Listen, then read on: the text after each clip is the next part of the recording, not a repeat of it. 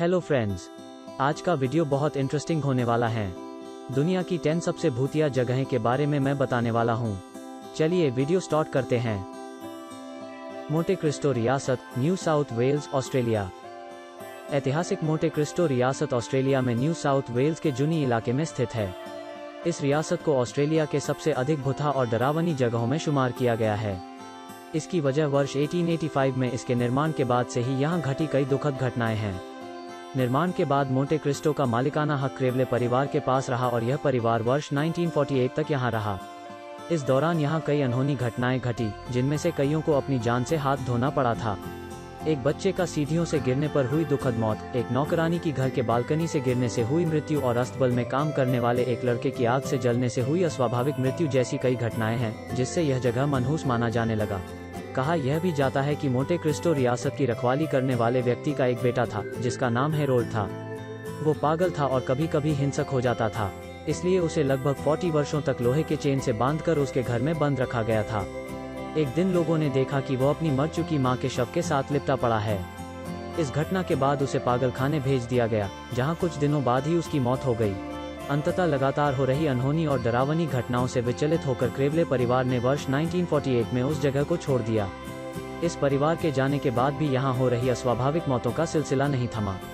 क्रेवले परिवार के जाने के बाद इसे किराए पर देने के लिए कुछ लोगों ने मिलकर मोंटे क्रिस्टो को खरीद लिया और वही वे सभी रखवाले के लिए बने मकान में रहने लगे। परंतु कुछ दिनों के अंदर ही उनमें से एक की वहां हत्या हो गई। चंगी अस्पताल, सिंगापुर में नॉर्थ वन रोड के किनारे बसे चंगी गांव में वर्ष 1930 में एक अस्पताल का निर्माण कराया गया था। गांव के नाम पर इस अस्पताल का नाम चंगी अस्पताल रखा गया। शुरू के कई वर्षों तक यह अस्पताल आम अस्पतालों की तरह कार्यरत रहा, परंतु दूसरे विश्व युद्ध के दौरान इस इलाके पर जापान का कब्जा होने के बाद इसे मिलिट्री अस्पताल में तब्दील कर दिया गया। हाईवे के किनारे होने के कारण यहाँ युद्ध में घायल सैनिकों को लाना सुविधाजनक था। तब युद्ध के दौरान हजारों की संख्या में घायल जापानी सैनिकों को यहाँ लाया जाने लगा। हालांकि डॉक्टर, नर्स और अन्य सुविधाओं की कमी के चलते गंभीर रूप से घायल अधिकांश सैनिकों की मौतें होने लगी और दिन प्रतिदिन मौतों में इजाफा होने लगा। भारी संख्या में हो रही मौतों से अस्पताल की व्यवस्था चरमरा गई और अस्पताल एक भयंकर बीमारी की चपेट में आ गया। अब अस्पताल में फैले इस बीमारी का शिकार सैनिकों के साथ साथ डॉक्टर, नर्स और अन्य कर्मचारी भी होने लगे। फिर क्या था, अस्पताल भटकती आत्माओं का अड्डा बन गया। विश्वयुद्ध की समाप्ति होते होते यह अस्पताल भी वीरान होने लगा और आसपास के लोग वहां जाने से कतराने लगे। अंततः अस्पताल खंडहर में तब्दील हो गया। आसपास के लोग कहते हैं कि उस समय से लेकर आज तक उन सैनिकों, डॉक्टरों, नर्सों और अस्पताल के अन्य कर्मियों की भटकती आत्माओं को खंडहर बन चुके अस्पताल परिसर में साफ महसूस किया जाता है। जब तक अस्पताल कार्यरत था, उस दौरान होने वाली अनहोनी की कई कहानियों की चर्चाएं वहां आज भी होती हैं। अस्पताल के खंडहर में आज भी वृद्ध व्यक्ति, नर्स, चौकीदार, डॉक्टर, सैनिक आदि को देखने का दावा कई लोग करते हैं।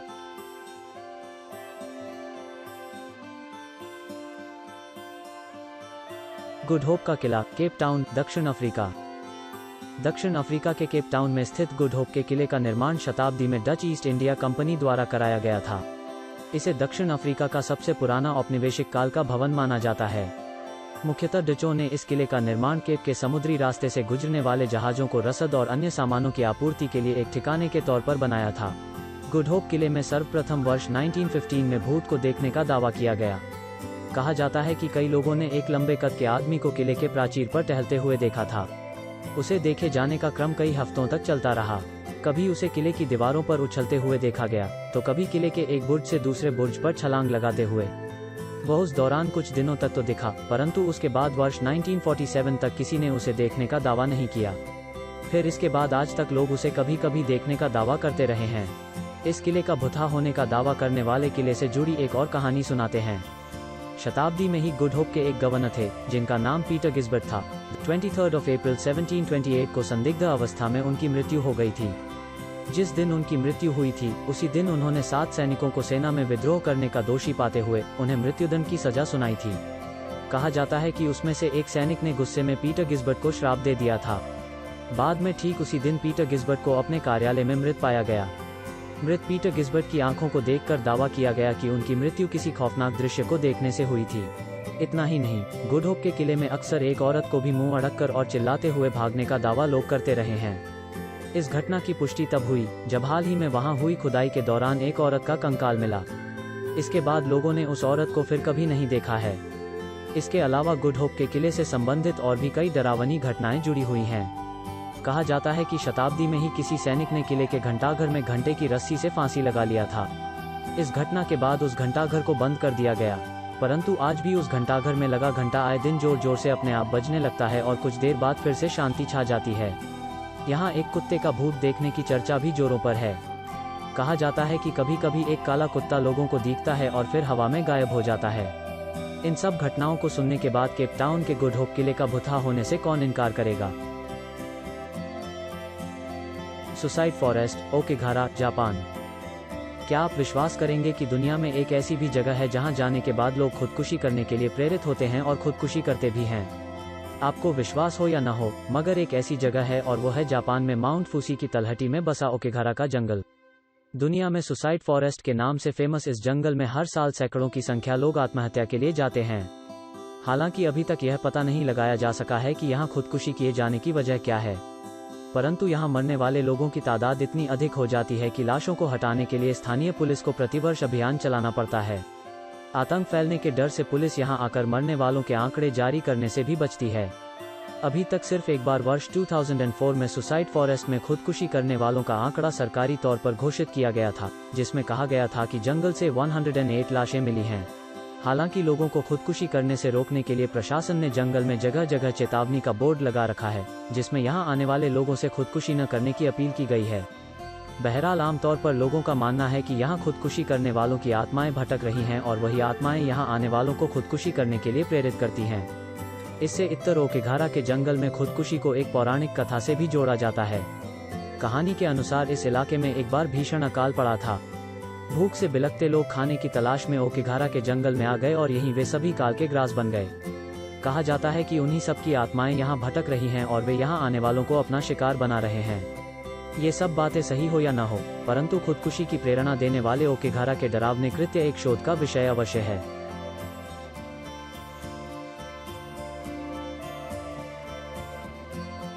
गुड़ियों का द्वीप, मैक्सिको। मैक्सिको में मैक्सिको सिटी से लगभग 200 किलोमीटर की दूरी पर एक द्वीप है। मनोरम प्राकृतिक छटा से भरपूर यह जगह पर्यटकों के लिए आकर्षण का केंद्र होने के बावजूद लोग यहां जाने से डरते हैं। इसकी वजह है द्वीप के पेड़ों पर लटके गुड़ियों, डॉल्स का झुंड। ये डॉल्स कोई साधारण डॉल्स नहीं हैं, बल्कि सभी विकृत हैं और जो लोगों को खतरनाक अंदाज में घूरती नजर आती हैं। इन गुड़ियों पर नजर जाते ही लोग भय से कांपने लगते हैं। इस द्वीप पर गुड़ियों का बसेरा होने के पीछे एक कहानी है। वर्षों पहले डॉन जूलियन संताना बरेरा अपनी पत्नी सहित इस सुनसान द्वीप पर रहने के लिए आए थे। यहाँ उन्होंने अपना बसेरा बनाया। अचानक एक दिन उन्हें पास ही बह रहे नाले में एक बच्ची की लाश मिली। उन्होंने उस लाश को नाले से निकालकर उसे दफना दिया। इसके बाद वे अजीब हरकत करने लगे। उनके मन में डर बैठ गया कि उस बच्ची की आत्मा उन पर हावी हो गई है। तब वे आत्मा के प्रभाव से मुक्ति पाने के लिए द्वीप के पेड़ों पर जगह जगह गुड़ियों को लटकाने लगे। गुड़ियों को लटकाने का उनका यह क्रम तब तक चलता रहा जब तक उनकी मृत्यु नहीं हो गई। आज जूलियन को मरे 14 वर्ष से ऊपर हो गए हैं, परंतु उन्होंने उस द्वीप का जो नज़ारा बना दिया वह वहां भूतहा और डरावने माहौल का रोमांच पैदा कर रहा है। नियाग्रा फॉल की चीखती गुफा, अमेरिका। 16 फीट ऊंचे और 125 फीट लंबे इस गुफा को पानी के बहाव को खेतों की तरफ मोड़ने के लिए वर्ष 1900 में बनाया गया था। यह गुफा कनाडा के नियाग्रा फॉल के पास टोरंटो एवं न्यूयॉर्क को जोड़ने वाली रेलवे लाइन के नीचे बना है। यहाँ पर गुफा में या इसके आसपास आग जलाना वर्जित है। इसकी वजह यहाँ आग से हुए ज्ञात 2 ऐसे हादसे हैं जिसके खौफ से आज भी यहाँ के लोगों की रूहें कांप उठती है। इसे संयोग ही कहा जाएगा कि आग से हुई दोनों दुर्घटना की शिकार लड़कियां हुई थी। पहली घटना के बारे में कहा जाता है कि गुफा के दक्षिण द्वार के पास स्थित एक फार्म हाउस में एक बार आग लग गई थी। आग कैसे लगी यह रहस्य ही बना रहा, परंतु इस भयानक आग की चपेट में फार्म हाउस में रह रही एक लड़की आ गई। आग में लपटों से घिरी वो लड़की मदद के लिए फार्म हाउस से बाहर भागी और पानी की उम्मीद में गुफा में कूद पड़ी। बदकिस्मती से गुफा उस समय सूखा हुआ था। आग से जलती हुई वो गुफा के सूखे जमीन पर तड़पती रही और उसने वही दम तोड़ दिया। उसकी चीख पुकार सुनकर वहां आसपास रहने वाले कई लोग इकट्ठे तो हुए, परंतु मदद के लिए कोई आगे नहीं आया। इस घटना के बाद गुफा का दक्षिणी द्वार भूतहा माना जाने लगा, क्योंकि अब तक जिस किसी ने वहां पर माचिस या आग जलाने का प्रयास किया है उसकी मृत्यु हो गई है, ऐसा कहा जाता है। इसके अलावा एक और दर्दनाक घटना से इस गुफा का इतिहास जुड़ा हुआ है। इस दूसरी घटना की शिकार भी एक लड़की ही थी। गुफा के आसपास रहने वाले लोग कहते हैं कि एक दिन एक लड़की के साथ कुछ वहशी दरिंदों ने गुफा में बलात्कार किया था। बलात्कार करने के बाद दरिंदों ने अपना गुनाह छिपाने के लिए उस लड़की पर तेल डालकर उसे आग के हवाले कर दिया। लड़की की चीख से आसपास का वातावरण गूंज उठा, परंतु डर की वजह से वहां कोई नहीं आया। लोगों ने समझा कि यह उस लड़की की चीख है, जिसकी पहले आग लगने से दर्दनाक मौत हो चुकी है। जब अगली सुबह लोग वहां पहुंचे तो सभी ने एक जली हुई लड़की को गुफा में पाया था। इस घटना के बाद गुफा का यह हिस्सा भी डरावनी जगहों में शामिल हो गया और लोग यहां आज भी जाने से कतराते हैं। इस गुफा के आसपास रहने वाले लोग कहते हैं कि आज भी अगर कोई रात को वहां से गुजरता है तो उसे गुफा के अंदर से रोने और सिसकने के साथ शरीर के जलने की बदबू आती है। लोगों का मानना है कि इस गुफा में दोनों लड़कियों की आत्माएं निवास करती हैं और रोशनी या आग को देखते ही परेशान हो जाती हैं। इसलिए यहां आग जलाने या रोशनी करने को वर्जित कर दिया गया है। भंगत फोर्ट इंडिया। खंडहर हो चुका प्राचीन भांगड़ रियासत राजस्थान में दिल्ली जयपुर हाईवे पर स्थित है। डरावनी और अनहोनी घटनाओं की वजह से इस जगह को भारत के सबसे अधिक चर्चित भूत जगहों में एक माना जाता है।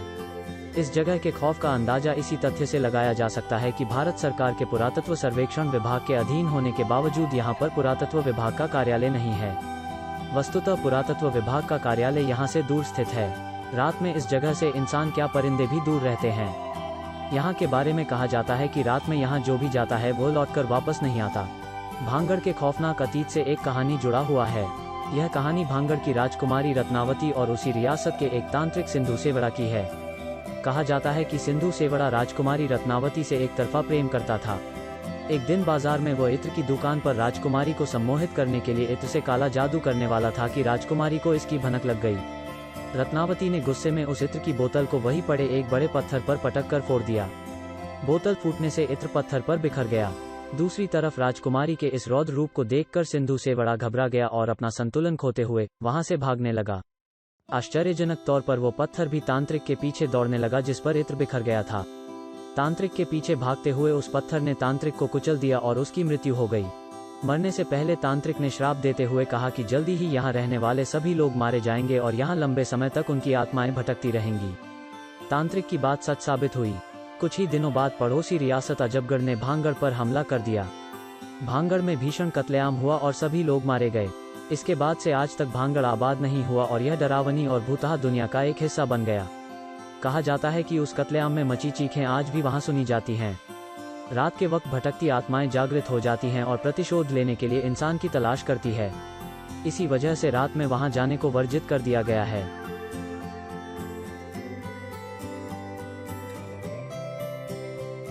टावर ऑफ लंदन, इंग्लैंड की राजधानी लंदन में स्थित 900 वर्ष पुराने टावर ऑफ लंदन का खूनी इतिहास रहा है। यही वजह है कि यह भटकती आत्माओं यानी भूतों का अड्डा बन गया है। आज यह जगह इंग्लैंड के सबसे अधिक चर्चित भूतहा जगहों में शुमार है। टावर ऑफ लंदन का निर्माण चक्रवर्ती राजा विलियम द्वारा वर्ष 1078 में कराया गया था। इसके बाद से यह जगह इंग्लैंड के सत्ता संघर्ष का गवाह बनता रहा। इन सत्ता संघर्ष के दौरान यहाँ कत्लेआम हुए और साजिशें भी रची गईं। माना जाता है कि इन कत्लेआम और साजिशों के शिकार हुए लोगों की आत्माएं आज भी यहाँ भटकती हैं। टावर ऑफ लंदन में भूतों को देखे जाने का एक लंबा सिलसिला रहा है। इन भूतों में से सबसे अधिक चर्चित भूत एनी बोलीन का है, जो सम्राट हेनरी अष्टम की पत्नी थी। वर्ष 1536 में एनी बोलीन का सिर काटकर धड़ से अलग कर दिया गया था। कहा जाता है कि बिना सिर का उनका भूत आए दिन टावर के कॉरिडोर या फिर जहां उनकी हत्या हुई थी वहां देखा जाता है। वर्ष 1957 में टावर के एक संतरी ने लेडी जेन ग्रे का भूत देखने का भी दावा किया था। यहीं पर एक सफेद औरत को बार बार देखे जाने का दावा किया जाता है, जो खिड़कियों पर खड़ी रहती है और हाथ में बच्चे को लेकर लहराती रहती है। यहाँ घटने वाली कई भूतहा घटनाओं में से एक की चर्चा यहाँ अक्सर सुनी जाती है। यह 2 बच्चों से जुड़ा हुआ है। ये दोनों बच्चे रात के कपड़े में और चेहरे पर खौफ लिए हुए किले के कमरे में अचानक उपस्थित होते हैं और थोड़ी ही देर में गायब भी हो जाते हैं। उन दोनों बच्चे के बारे में माना जाता है कि वे राजकुमार थे और उनका कत्ल उनके चाचा ने करवा दिया था, जो ग्लॉसेस्टर के ड्यूक थे। इसके अलावा टावर में कुछ अंतराल पर कई कंकालों के देखे जाने का दावा भी किया जाता रहा है। पोवेग्लिया आइलैंड, इटली में वेनिस और लीडो के बीच एक सुनसान द्वीप स्थित है, जिसे पोवेग्लिया के नाम से जाना जाता है। इटली में इस द्वीप का नाम लेने से ही लोग कांपने लगते हैं। इसकी वजह इसका खौफनाक इतिहास रहा है। माना जाता है कि इस द्वीप पर इंसानों का आगमन 421 ईस्वी में हुआ था। परंतु शताब्दी आते आते यह द्वीप वीरान हो गया। लोगों का यहाँ से भागने की क्या वजह थी, इसका कोई प्रत्यक्ष प्रमाण उपलब्ध नहीं है, परंतु इसी शताब्दी में यूरोप में जब बुबोनिक प्लेग का कहर बरपा, तब वेनिस में इस बीमारी से प्रभावित लोगों को पकड़कर पोवेग्लिया द्वीप पर लाकर छोड़ दिया गया। फिर यहाँ प्लेग से प्रभावित लोग मरने लगे। इन संक्रमित लाशों को यहीं एक साथ इकट्ठा कर जला दिया गया था। ऐसा ही एक बार फिर वर्ष 1630 में किया गया, जब वेनिस में काला ज्वर नामक बीमारी का खौफनाक मंजर पैदा हुआ था। उपरोक्त घटनाओं के बाद पोवेग्लिया द्वीप वेनिस के लोगों के लिए अछूत बन गया था। आगे जाकर वर्षों बाद 1800 ईस्वी के दौरान वेनिस की सरकार ने यहाँ एक पागलखाने का निर्माण कराया था, परंतु लोग कहते हैं कि यह पागलखाना नहीं बल्कि इंसानों पर शोध किया जाने वाला एक अस्पताल था। बहरहाल कहा जाता है कि वर्ष 1930 के दौरान एक डॉक्टर ने वहां बने घंटाघर से कूदकर खुदकुशी कर ली थी। बाद के वर्षों में पोवेग्लिया द्वीप को वृद्धाश्रम के रूप में तब्दील कर दिया गया, परंतु यहाँ घटने वाली अनहोनी घटनाओं के कारण वर्ष 1975 में इटली सरकार ने वृद्धाश्रम को बंद कर दिया और तब से यह द्वीप वीरान पड़ा हुआ है। आज इस द्वीप के आसपास के द्वीपों पर रहने वाले लोग पोवेग्लिया द्वीप पर क्या इसके आसपास भी जाने से कतराते हैं। मछुआरे भी इस द्वीप से दूर रहते हैं। लोगों का मानना है कि इस द्वीप पर यहाँ मरे बीमारों की आत्माएं राज करती हैं और वे सभी खूंखार हैं। द्वीप पर से चीखने चिल्लाने की आवाजें भी आती रहती हैं। दिन के समय भी वहां पर काले साए को आसमान में उड़ते हुए देखे जाने का दावा किया जाता है। रात के समय में जो जहाज द्वीप के आसपास से गुजरता है, उसके नाविकों ने द्वीप पर रोशनी और लोगों के झुंड को भी देखे जाने का दावा किया है। द क्वीन मेरी होटल। यह समुद्र की सतह पर तैरता एक होटल है। 1930 के दशक से लेकर 1960 के दशक के दौरान यह एक समुद्री जहाज था, जो मुख्यतः उत्तरी अटलांटिक के समुद्र में विचरण करता था। वर्ष 1970 में इस जहाज को होटल में तब्दील कर दिया गया। यह अब कैलिफोर्निया के लंबे समुद्र तट पर अपनी सेवाएं दे रहा है। इस होटल के साथ कई ऐसी अनहोनी घटनाएं जुड़ी हुई हैं कि इसे अमेरिका के भूतहा होटलों में शुमार किया जाता है। इस होटल में कई ऐसी जगहें हैं जिसे भूतों का बसेरा माना जाता है। इनमें सबसे मुख्य है प्रथम श्रेणी का स्विमिंग पूल का इलाका। कहा जाता है कि 1930 से 1960 के दौरान इस स्विमिंग पूल में 2 महिलाओं की डूबने से मौत हो गई थी। अब उन दोनों के भूतों को इस इलाके में बार बार देखे जाने का लोग दावा करते हैं। वही होटल के क्वींस सैलून में एक सफेद औरत की आकृति को अक्सर देखा गया है। स्टोर रूम के पास 2 बच्चों को देखने और फिर उसके अचानक गायब होने की घटनाएं भी होती रही हैं। टूरिस्ट क्लास स्विमिंग पूल के आसपास एक आकर्षक महिला को घूमते हुए देखे जाने का दावा भी कई लोगों ने किया है। होटल का केबिन नंबर B340 भूतहा घटनाओं के लिए बदनाम हो चुका है। अंततः हारकर होटल प्रबंधन ने इस केबिन को किराए पर देना बंद कर दिया है। इन सब के बावजूद यह भी सच है कि भूतहा होटल के तौर पर कुख्यात हो चुके क्वीन मैरी के प्रति लोगों का आकर्षण कम नहीं हुआ है।